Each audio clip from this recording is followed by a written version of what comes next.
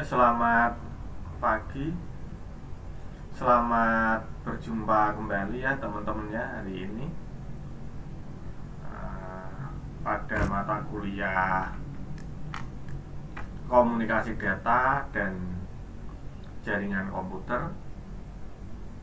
Semoga hari ini kita masih dalam keadaan sehat, kita masih dalam keadaan enjoy, sehingga untuk mengikuti perkuliahan secara virtual hari ini kita benar-benar bisa menerima, bisa menangkap, bisa memahami apa yang menjadi bahan diskusi kita hari ini. Untuk hari ini diskusi kita nanti akan berkisar seputar file server dan file transfer protokol atau FTP. Tentunya materi baik itu file server maupun file transfer protokol akan didasari oleh materi-materi kita yang telah lalu dari sisi instalasinya, dari sisi komunikasinya. Jadi sudah paham betul, sehingga untuk diskusi hari ini kita tidak terlalu kesulitan. Kita bisa mengikuti diskusi dengan baik, sehingga materi ini nantinya bisa bermanfaat ketika kita mengimplementasikan atau ketika kita mengaplikasikan untuk kerja sehari-hari.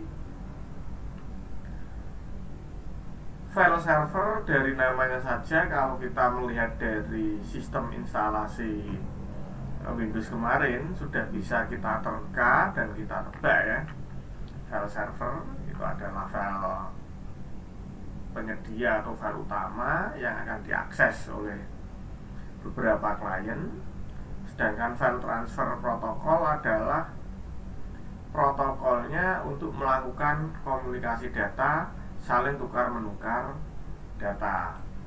Itu secara singkat dan secara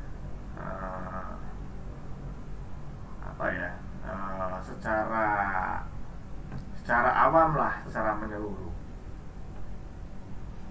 Nah, sekarang untuk pendahuluannya atau introduction-nya, prolognya, bahwa protokol TCP/IP itu memiliki beberapa aplikasi, terutama yang berhubungan dengan memodifikasi file.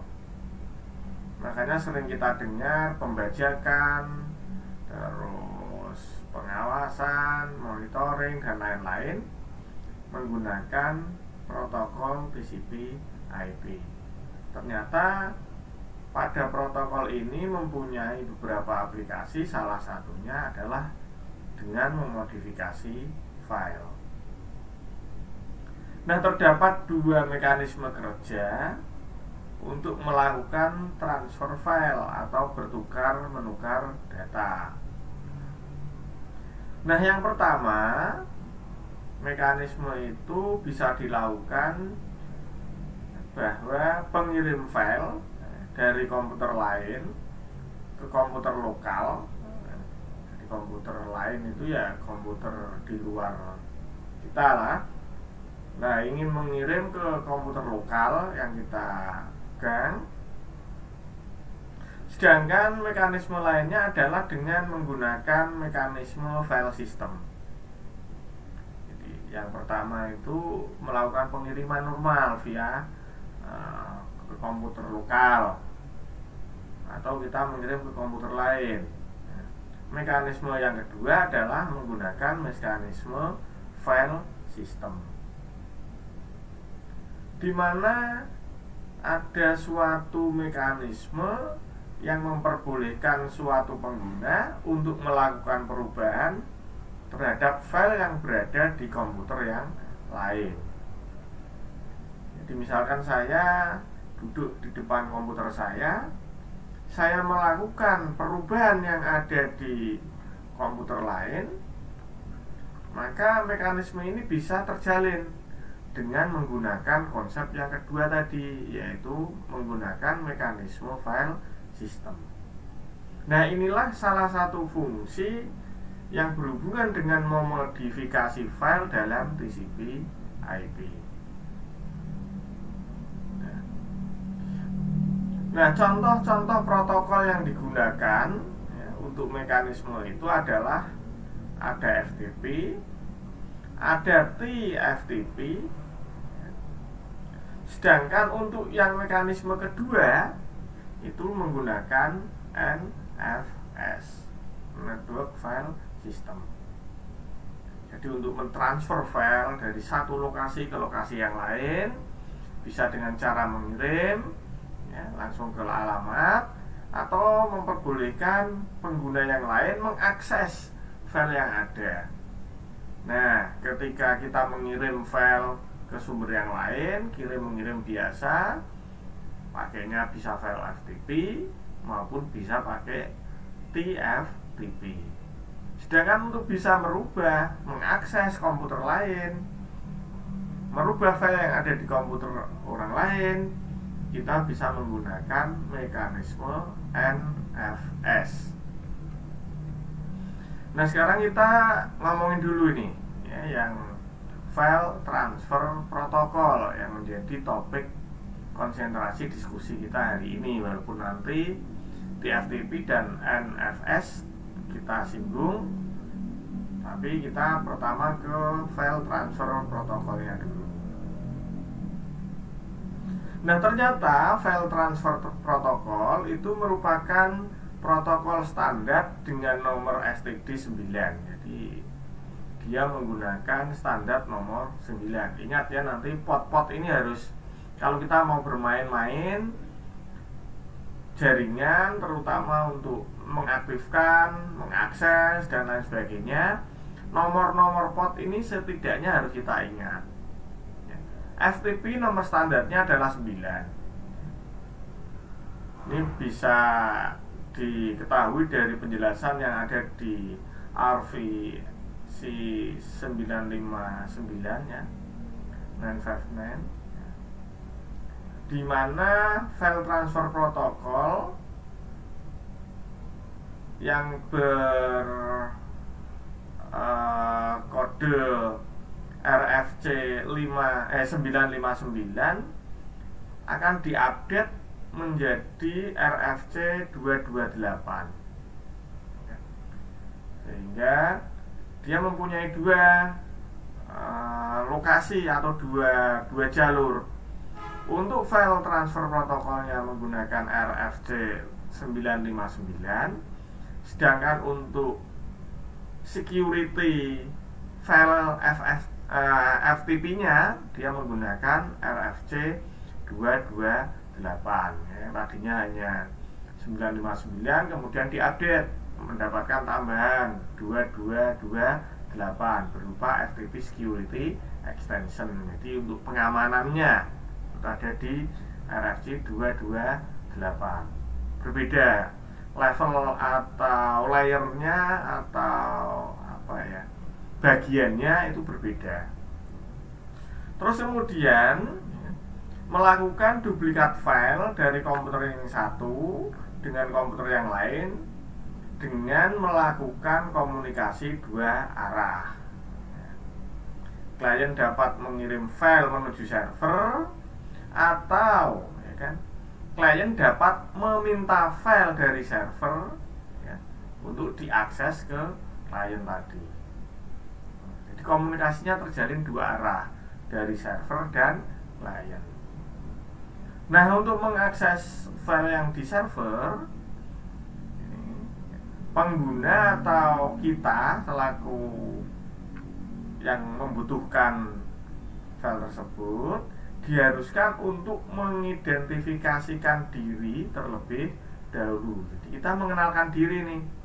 Mengenalkan diri bukan terus perkenalan, nama saya bla bla bla bla bla, saya tinggal di mana, itu bukan ya. Dalam artian pengenalan diri di sini dalam sebuah jaringan adalah mengenalkan alamat IP yang digunakan oleh komputer.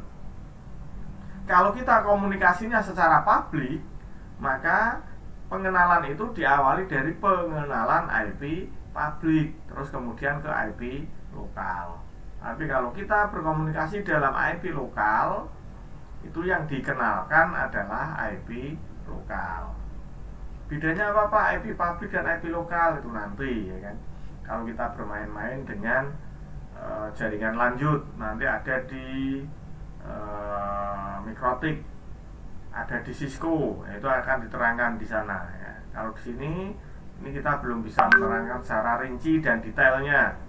Kita hanya menerangkan secara umumnya saja, karena ini merupakan materi dasar. Kalau nanti menerangkan langsung mengarah ke materi yang lanjut, kasihan bagi mereka-mereka yang belum pernah mendengar, belum pernah mendapatkan materi-materi dasar. Nah, setelah memperkenalkan diri, ya kan, maka server akan melakukan proses autentikasi, dicocokkan bener nggak yang ada di database server bahwa pengenalan diri itu sesuai dengan aturan. Maka dicek, dilakukan autentikasi. FTP menggunakan koneksi berbasis connection oriented. Jadi harus terkoneksi, nggak bisa enggak. Sehingga baik dari yang meminta maupun yang memberi, yang meminta file ya, bukan yang minta uang tapi meminta file, baik yang meminta maupun yang memberi, kedua-duanya harus memiliki koneksi berbasis TCP/IP. Jadi memang pondasi kita itu ya dari TCP/IP kemarin, sejak konsep dan pengenalan TCP/IP. Setelah itu kita masuk lebih dalam lagi, yaitu tentang pengalamatan IP. Setelah itu kita pengenalan dengan namanya teknologi subnetting. Setelah kita mengenal teknologi subnetting, otomatis kita akan mengimplementasikan, mengaplikasikan subnetting tersebut ke dalam jaringan dengan teknik subnetting. Ini nanti masih dapat tambahan lagi nih nanti untuk materi jaringan komputer yang akan datang ya, untuk mata kuliah lain tapi masih dalam jaringan komputer yang akan datang, yaitu teknologi routing. Nah, kita akan berbicara teknologi routing itu ketika membahas komunikasi data secara kompleks, lebih lanjut. Dasarnya dari sini ini dulu. Nah, jadi bisa melakukan transfer data itu kalau kita mau menggunakan FTP harus connection oriented. Sana mempunyai IP, sini juga mempunyai IP. Nah, sekarang kita akan melihat sekilas tentang file transfer protokol itu sendiri. Seperti yang sudah bahwa FTP itu menggunakan protokol TCP/IP. Atau kalau kita mau dilepas antara TCP sendiri, IP sendiri, ya kita bicara tentang TCP dulu sebagai alamat atau protokol transport.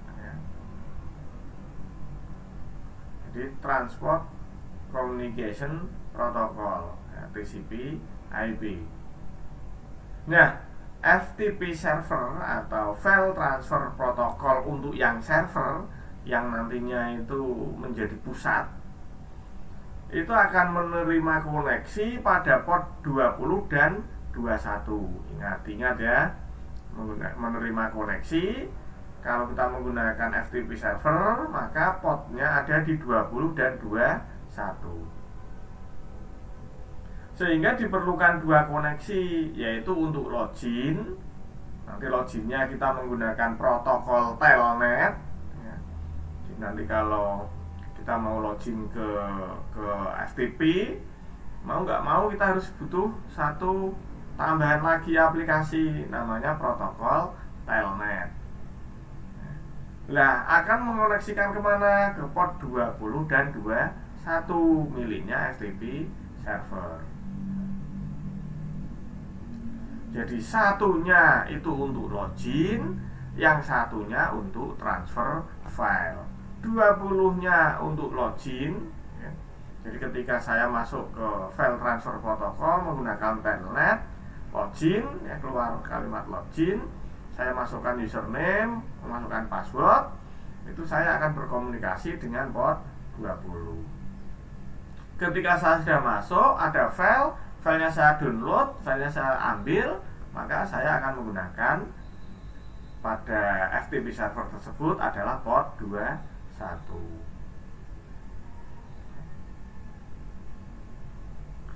Nah, pada kedua sisi jaringan, baik dari server maupun dari klien ini, baik dari yang menyediakan maupun yang meminta, itu akan dilengkapi dengan protokol interpreter. Jadi interpreter protokol atau PI. Terus kemudian juga dilengkapi dengan data transfer proses. Protokol interpreter itu untuk mengeksekusi apa yang kita lakukan, apa yang kita inginkan, itu namanya protokol interpreter. Nah, setelah ketahuan apa yang diinginkan, nanti ketika mau mentransfer file akan menggunakan transfer proses protokol atau DTP. Ya, tentunya hal ini bisa dilakukan transfer file ini menggunakan fasilitas telnet tadi, yaitu berupa tampilan antar muka ya. Kalau nggak ada tampilan antar muka kan bingung kita mau kerja di bidang apa, di area mana, mau mengambil file yang mana, kan kita nggak tahu, sehingga dibutuhkan tampilan antar muka. Sehingga prinsip kerja dari file transfer protokol itu berupa user interface yang melakukan perintah melalui protokol interpreter, kemudian dilanjutkan ke server untuk melakukan transfer file protokol interpreter tadi untuk memberikan perintah kepada data transfer protokol agar mengirimkan file ke alamat yang meminta file. Jadi konsep sederhananya FTP seperti itu.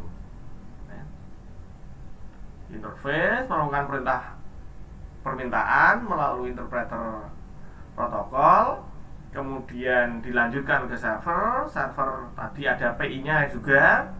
Di situ dari protokol interpreter diberikan ke data transfer proses atau data transfer protokolnya tadi. Kemudian data transfer protokol tadi akan mengirim file yang diminta tadi, yang melalui PI tadi atau protokol interpreter tadi, ke alamat tujuan. Bisa dilihat sistem kerja dari file transfer protokol dengan gambar yang ada ya, bisa dicermati ya.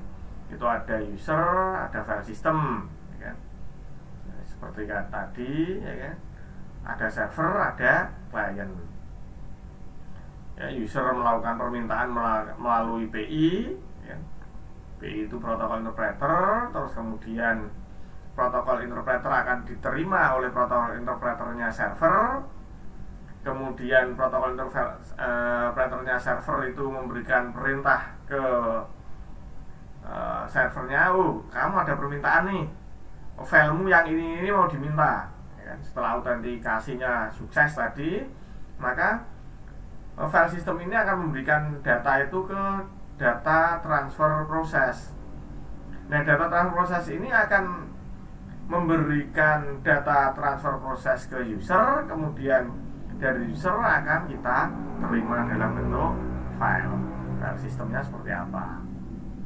Itu teknis kerja dari file transfer protokol.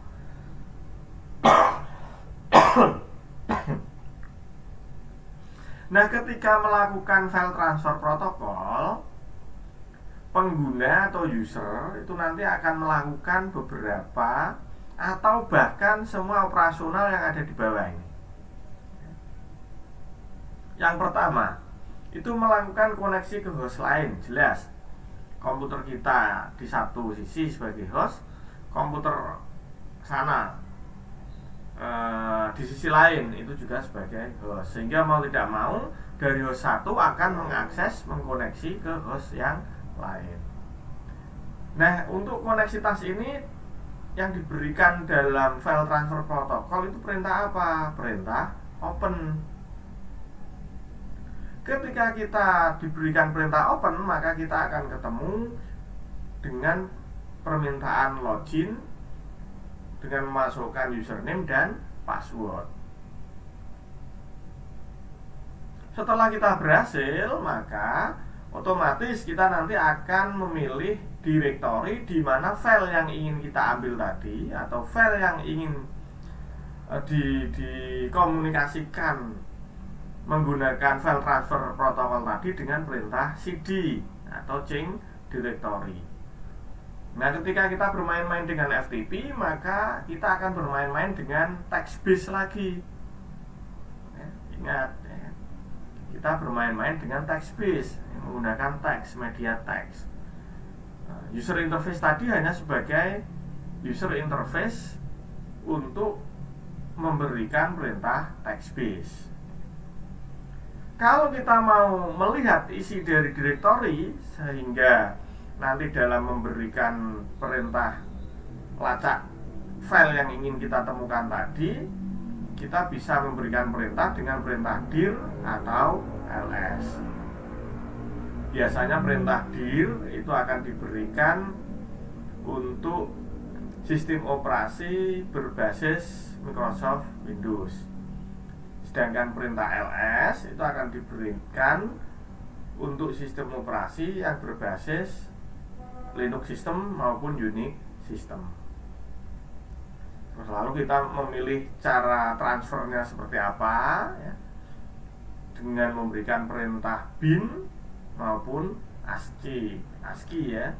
Jadi kita kalau bin itu biasanya di Linux system, ASCII itu di Microsoft ya. Kemudian kita melakukan transfer file. Nah, transfer file ini dengan memberikan perintah get. Kita mengambil file itu dengan perintah get. Kalau kita filenya lebih dari satu gimana ya? Di directory itu ada 5 file. Kita mau mengambil 3. Nah, caranya gimana? Caranya dengan memberikan perintah mget. Jadi get itu hanya mengambil satu file, mget itu mengambil lebih dari satu get atau multiple get atau multi get. Get 1, multi get itu lebih dari 1. Itu mengambilnya. Lalu mengirimnya gimana? Mengirimnya dengan perintah path. Kalau lebih dari 1 ya tadi berarti path, multi path. Mengambil itu kita berikan perintah get, mengirim kita berikan perintah path. Ini.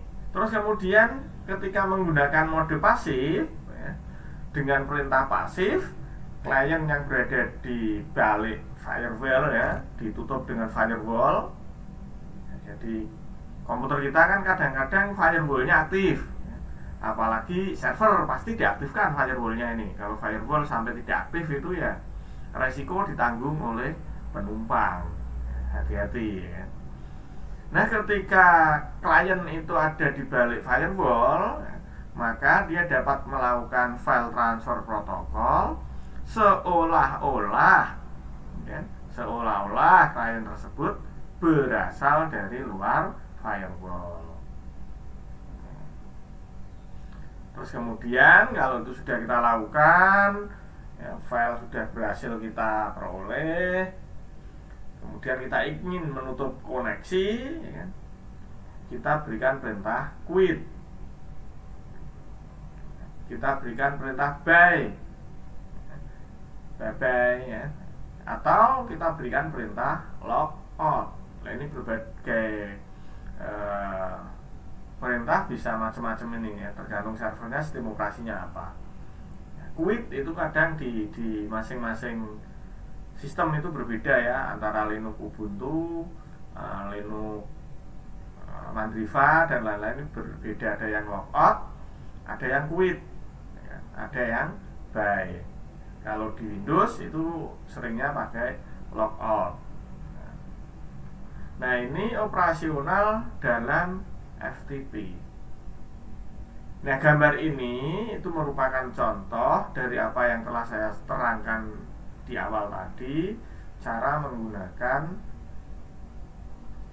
perintah file transfer protokol. Nah, seperti saya bilang tadi, bahwa kita bekerja dalam file transfer protokol under text base. Jadi model teks. Jadi seorang admin jaringan mau tidak mau harus menguasai text base, karena kerjanya itu nanti kebanyakan justru menggunakan text base. Bisa dilihat itu dari perintah ready name, ya. Pertama masukkan passwordnya, ya kan? Username-nya apa, terus path, ya, mengirim, ya. Get mengambil, path mengirim, ya, kita path filenya berapa, terus kemudian kita sampai dengan quit, ya, goodbye, close, ya, back, quit, gitu, ya.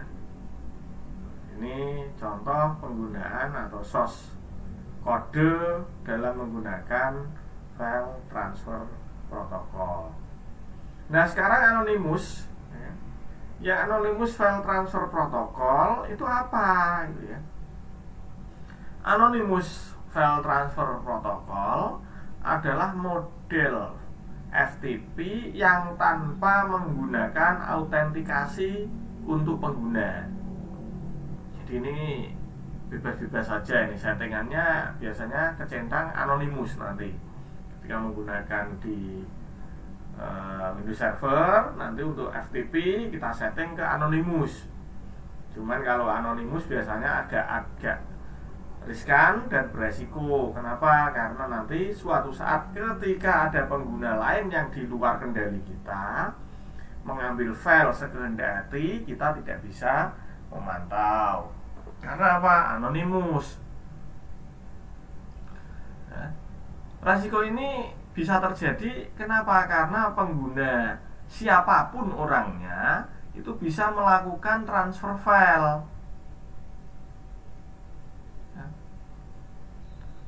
Walaupun, ya kan, biasanya hanya diperbolehkan hanya mengambil suatu file saja, satu. Lah, tapi kalau dia berkali-kali mengulang lagi, login logout, mengulang lagi, login logout, lain kan resiko ini. Nah, ini kalau Anonymous. Memang dari sisi kemudahan kita nggak usah lah autentikasi, ya, cepat. Nah, ini bagi admin yang kerjanya pengen cepat, ya, ini setting Anonymous bagus. Tapi ada satu resiko dari sisi keamanan filenya, ya kan? Kenapa? Karena setiap pengguna bisa melakukan transaksi, bisa melakukan perintah untuk mengambil file. Itu kalau Anonymous file transfer protokol. Nah, kalau kita sudah tahu tentang file transfer protokol, konsepnya seperti apa, setting Anonymousnya, resikonya seperti apa, nah, kita sekarang masuk ke trivial file transfer protokol. Nah, trivial file transfer protokol itu merupakan standar protokol dengan standar nomor 33. Kalau FTP atau file transfer protokol tadi standarnya itu nomor 9. Tapi kalau trivial file transfer protokol itu standarnya nomor 33. Ya, jadi ada bekerja di RVC 1315 ya, di RFC 1350, kemudian diupdate di RFC 1785 sampai dengan 2349. Otomatis di sini update-annya beserta sistem secure-nya. Nah, ketika kita menggunakan trivial file transfer protocol, ini penggunaan file transfernya adalah digunakan untuk file antar disk. Jadi sistem kerjanya disk to disk dengan bantuan API send file. Jadi ketika kita menggunakan send file, maka akan bekerja pada trivial file transfer protocol dengan sistem kerjanya adalah disk to disk. Ketika kita menggunakan trivial file transfer protocol, maka protokol yang kita gunakan adalah protokol UDP.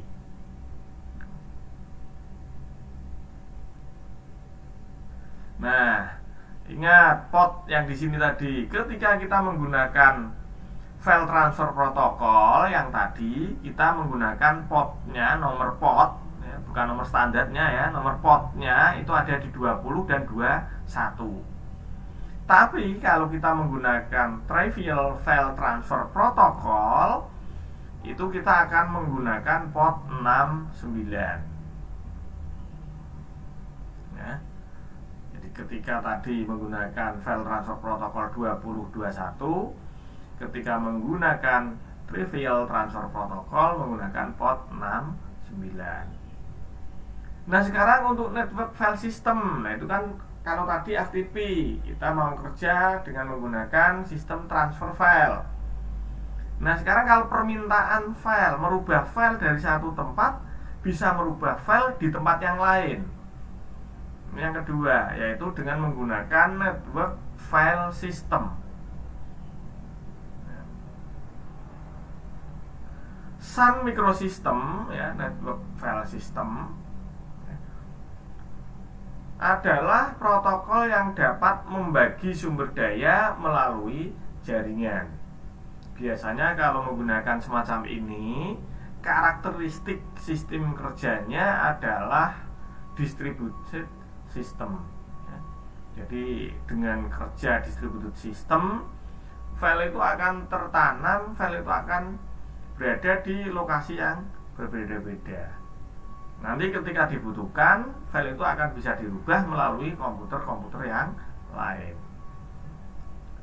Network file system dibuat untuk dapat secara independen dia bekerja dari suatu jenis mesin ataupun suatu jenis sistem operasi ataupun dari jenis protokol transport yang digunakan. Sehingga ya, NFS atau network file system ini akan menggunakan RFC 1813 ya, ataupun RFC 3010 ya. Yang 1813 itu nanti adalah network file system versi 3. Kalau yang sudah diupdate RFC 3010 itu nanti akan menggunakan network file system yang versi 4.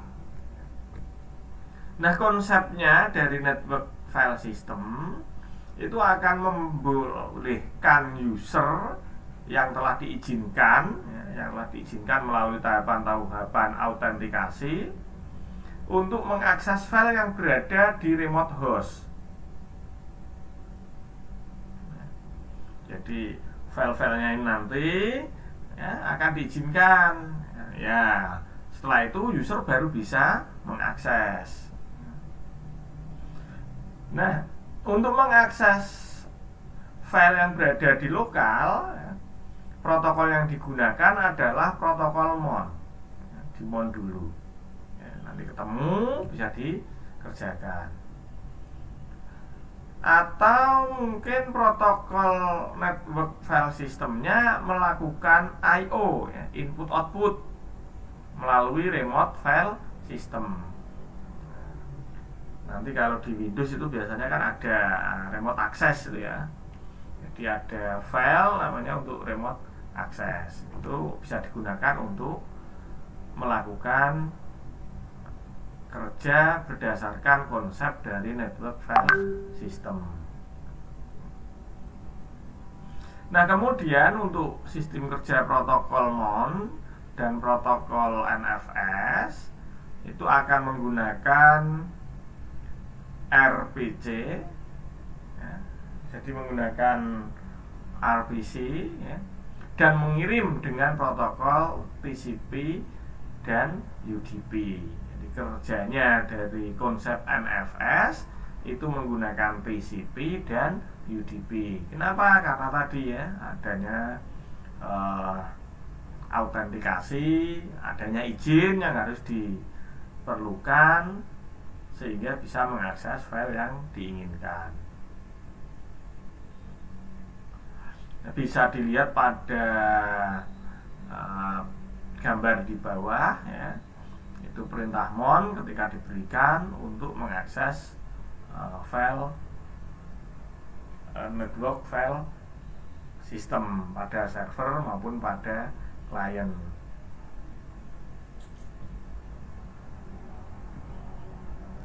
Ini protokol MON ya, ketika kita bekerja di under Linux atau under Unix ya, MON remote share MON ya.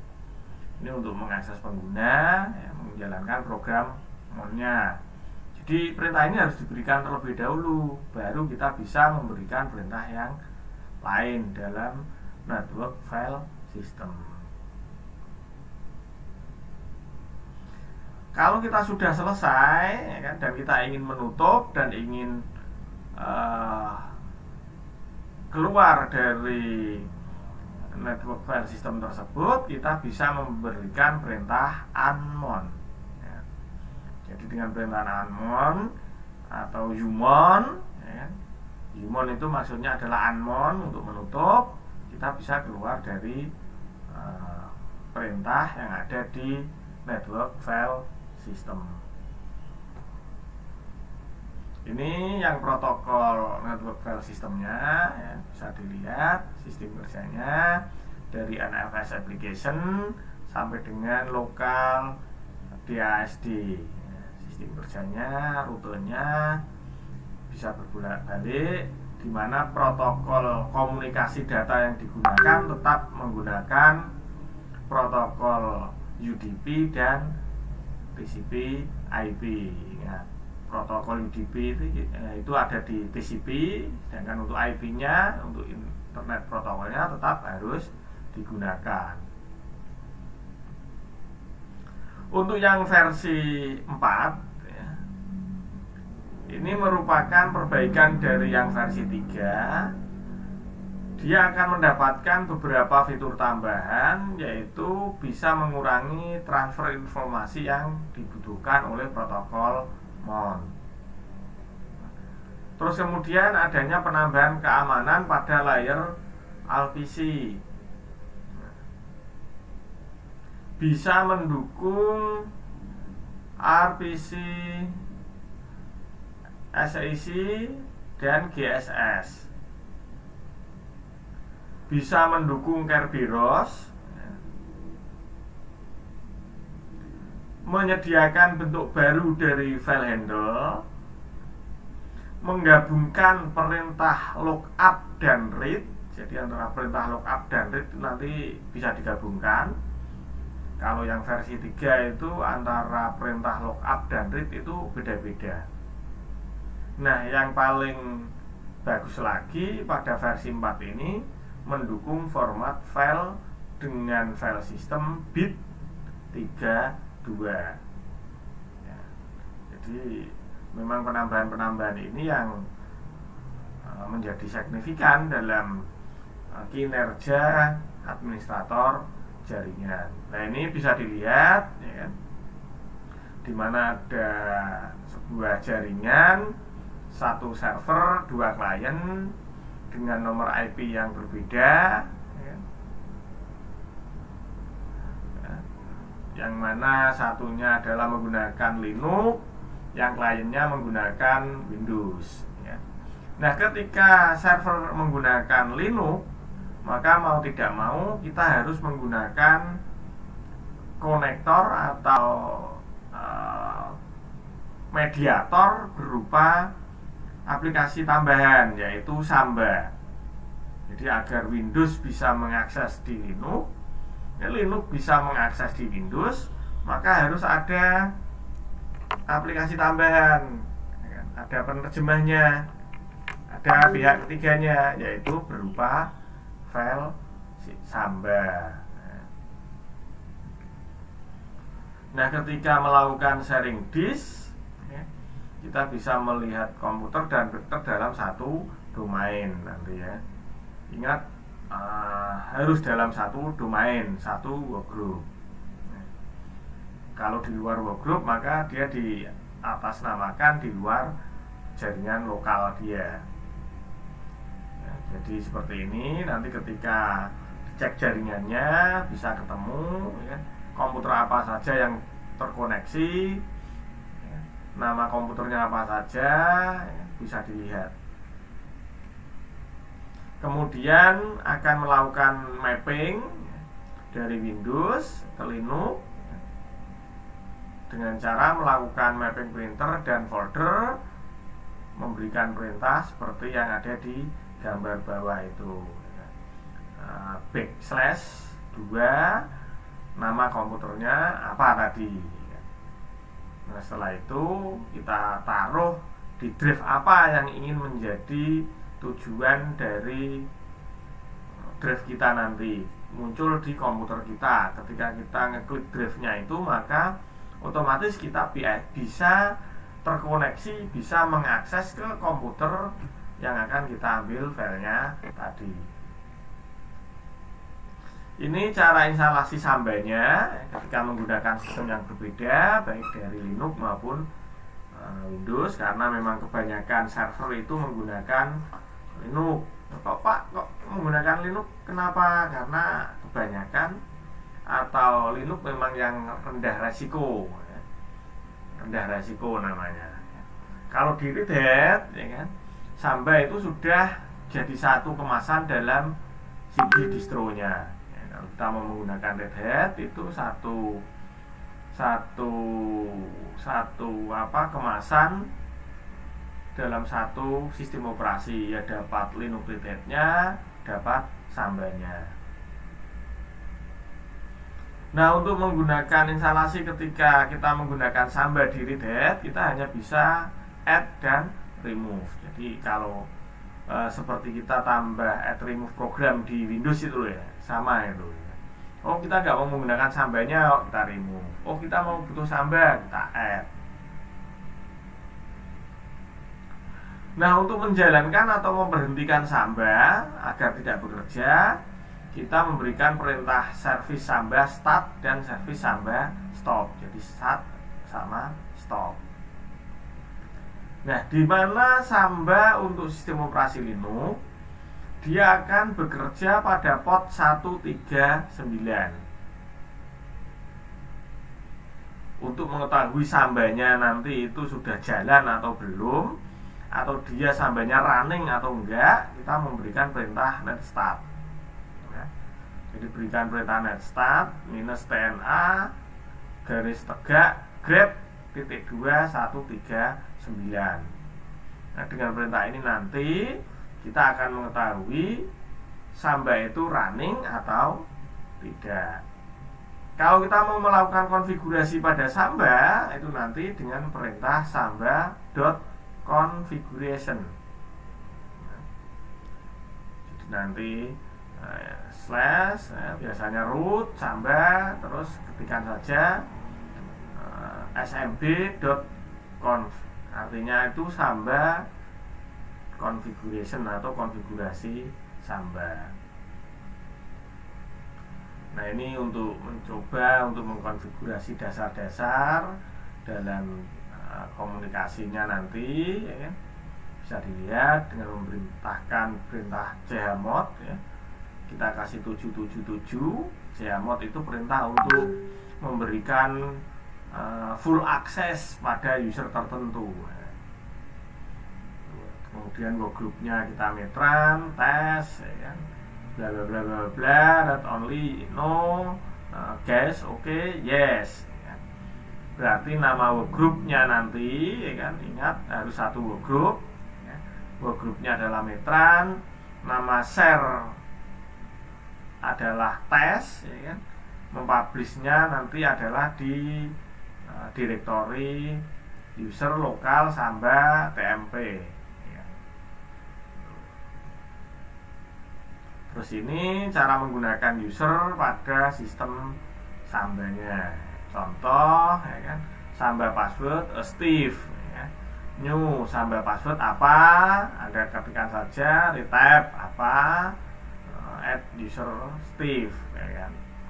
Ini menambahkan user Steve dengan mengganti password, retype new Samba password. Sehingga dengan memberikan Samba Steve itu lalu kita memberikan passwordnya, otomatis user name dengan user Steve bisa menggunakan koneksi ke Samba dengan menggunakan password yang kita berikan. Nah, perintah-perintah ini di mana kita memberikannya? Nah, ini kita berikan di perintah konsul. Kalau kita bermain-main dengan Linux kemarin, ya, ada di terminal itu, terminal, konsul atau shell. Ya, tentunya kita arahkan ke Sambanya terlebih dahulu seperti yang barusan saya terangkan. Ini kalau mau menggunakan konfigurasi usernya, encrypt password, yes, ya. Jadi passwordnya kita enkripsi biar nanti untuk lebih aman, ya. Kemudian Samba password filenya, ya kan, itu kita simpan di Samba password.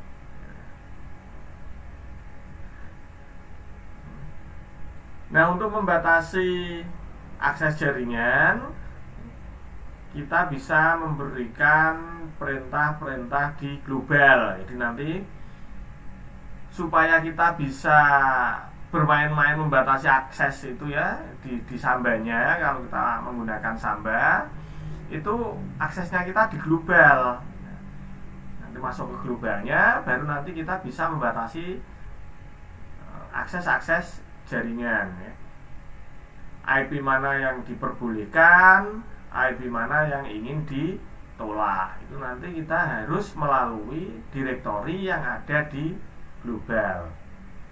Jadi direktori umum, ya, yang atas itu di Samba, ya. Sedangkan untuk membatasi penulisan, kita bisa menggunakan read only atau readable. Read only boleh, readable juga boleh. Sehingga nanti read only-nya itu antara yes atau no. Kalau yes berarti hanya membatasi untuk membaca saja, tapi kalau no berarti read only-nya kita matikan. Sehingga ketika read only-nya yes, maka readable-nya adalah no, tidak bisa menulis. Tapi ketika readable-nya yes, maka read only-nya adalah no, balikannya.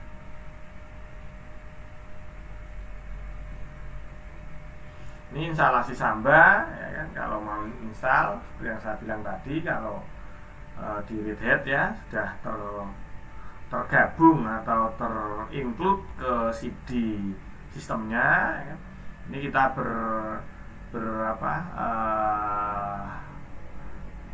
ilustrasi atau mencoba dengan yang RPM sekarang, ya.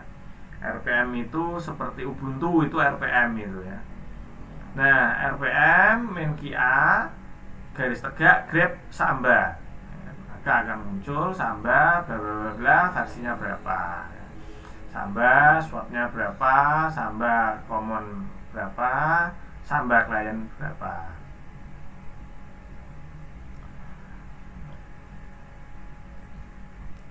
Ini untuk konfigurasi Samba servernya, ya, global, ya, tadi ingat kita untuk mengkonfigurasi harus ada di direktori global. Nah, global workgroup tes Samba group, NetBIOS-nya adalah tes Samba, security share-nya adalah share. Path-nya ada di temp/test, read only-nya no, guys-nya oke, yes ya. Ini untuk memastikan test share-nya nanti bisa dilihat dari RWX-nya, read write executable. Jadi RWX itu ada jumlah 9. Itu adalah read write executable. Nanti itu kaitannya dengan perintah akses directory yaitu chmod. Nanti kita berikan full access yang 777. Lalu kita restart Sambanya, service Samba restart. IP tabelnya kita matikan. Nah, IP tabel ya, dengan IP tabel min F ya. Jadi IP tabel kita matikan dulu ya. Itu tadi settingan pada server. Sekarang kita melihatnya dari sisi klien. Kita kan Windows ya kan. Nah, kita bisa masuk ke menu start, kemudian pilih control panel, lalu pilih sistem. Lihat di sana workgroup itu harus disamakan dengan Linux Samba tadi, workgroupnya ya, workgroup. Nah, untuk bisa melihat sharing file, kita bisa masuk ke networknya ya, networknya seperti apa. Kita masuk ke sana. Oh, sudah. Ketika kita klik neighborhood-nya, oh muncul semua komputer-komputer yang terkoneksi, sudah ada semua. Oh, berarti hubungan antara server dengan klien dengan menggunakan Samba sudah sukses ya. Kemudian kalau untuk yang kliennya menggunakan Linux, ini bisa install LAN ya. Bisa install LAN berhood-nya dulu ya, dengan perintah rpm invh ya. Kemudian baru Samba client ya kan, kita hostname-nya apa ya. Samba client hostname mp3-nya apa, Samba client user kirinya apa, user name. Ini kalau klien menggunakan Linux. Tadi menggunakan Windows, yang ini menggunakan Linux. Nah, ini Samba sebagai workgroupnya atau mungkin mau authentication servernya ya. Pertama kita masuk ke global ya, ingat global kalau mau mencoba nanti NetBIOS name-nya komputer 1, workgroupnya training, security, user, encrypt password yes. Apakah encrypt password itu harus yes? Tidak ya, boleh no. Tapi ada satu resiko ketika nanti encrypt password itu kita setting menjadi no, maka ketika kita membuat password tersebut tidak akan dienkripsi oleh sistem, sehingga filenya nanti kalau diambil passwordnya akan tertulis apa sebagaimana yang ditulis oleh user. Untuk home-nya comment as ya, home directory, closable-nya no, read only-nya juga no. Untuk umum ya, tadi kan untuk global ya, global setting Samba kita global, home-nya itu ya kan. Terus ini untuk umum ya, umum itu host semuanya itu ya, host. Nanti itu bisa di set ke home umum ya, bahwa Samba atau koneksitas antar file ini nanti benar-benar bisa diakses dari luar grup ya, biar nanti di luar grup kita, karena tadi di luar firewall ya, kita dianggap di luar firewall bisa masuk. Read mesh-nya 0700, read only no. Mungkin untuk mata kuliah komunikasi data dan jaringan komputer untuk hari ini yang bisa saya sampaikan materi dari file transfer, file server, lalu file transfer protokolnya adalah seperti ini, di mana ketika kita menggunakan sistem yang berbeda untuk server maupun klien, yaitu di mana ketika kita menggunakan server kita sistem operasinya Linux dan klien kita berbasis Windows maupun Android, mau tidak mau kita akan menggunakan satu fasilitas tambahan, yaitu berupa file Samba. Nah, terus setting Sambanya bisa Anda ikuti. Kalau masih kurang jelas, kurang paham, nanti bisa bertanya-tanya ke saya, atau mungkin teman-teman bisa cari materi-materi, cari tulisan-tulisan yang membahas tentang file server dan file transfer protokol, dimana ketika kita menggunakan fasilitas file transfer protokol maka akan menggunakan port 21, port 20. Ketika kita menggunakan trivial file transfer protokol maka kita akan ketemu dengan port 69. Untuk protokolnya sendiri tetap menggunakan UDP, ya, TCP yang ada di TCP, ya kan, file TCP/IP tetap kita gunakan karena memang menjadi standar acuan dalam komunikasi, menjadi acuan dalam standar jaringan komputer yang ada secara global. Mungkin hari ini saya akhiri sekian untuk materi kuliah virtual jaringan komputer, kuliah virtual komunikasi data dan jaringan, kuliah dasar komunikasi data maupun kuliah dasar jaringan komputer. Sekali lagi saya mohon maaf. Terima kasih. Selamat pagi.